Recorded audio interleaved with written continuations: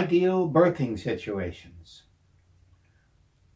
50 years ago, when I was in medical school, home births, midwives were anathema, a curse to our profession, considered irresponsible.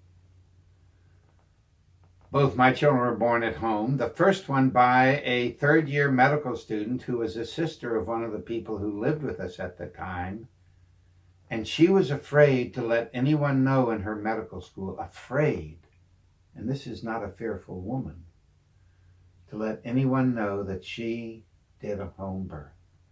And she did it under the tutelage of a midwife. So, bless midwives.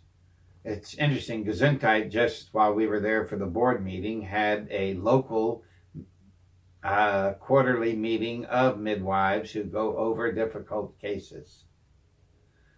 Ideal birth? Well, ideal would be that the parents are together and really love each other, and that he perceives it as much as his birth as she in her birth. She will take the biological brunt. I love the 2 home births we had. There was perceived to be no complications. There were no complications. So the first one had 42 people around the bed. The next one, 36 people around the bed. They felt ideal. They really felt like a celebration. The older one, 11 years after he was born, cut the cord of the younger one. No painkillers, just sensible birthing, which is what midwives often know more about than obstetricians, unless they themselves are familiar with what's called natural childbirth. Good to have backup. I always felt really glad that if the midwife says needs to go to the hospital, and I've done home births, and I've been at home births where need to go to the hospital was an important part, and the car is ready and you go there. So the ideal is backup. Ideal is that the parents were eating really good food and had good exercise and had stopped whatever drug use they may have had. That's part of an ideal.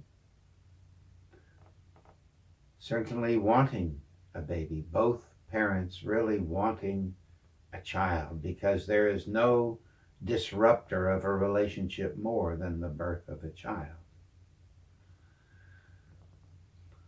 I think an ideal would be something that the family can afford. It's not always the case. Around the world, there are many poor people who have no real access to care and do home births through midwives and this sort of thing. And I want them to have an idea of an ideal birth for them. It means natural and everything is fine. And I have to say that if a hospital birth is necessary, if a C-section is necessary, then I'd like to say a healthy newborn and mother after a C-section is another ideal birth. Because I don't want the mother who ended up needing a C-section to think, well, it wasn't ideal. The ideal is that the capability to do the C-section was there. So it's mostly in the ideal, I think, are the parents and their families celebrating this addition to humanity. And then the rest is in the care. Yay, babies. I'm really glad I have children.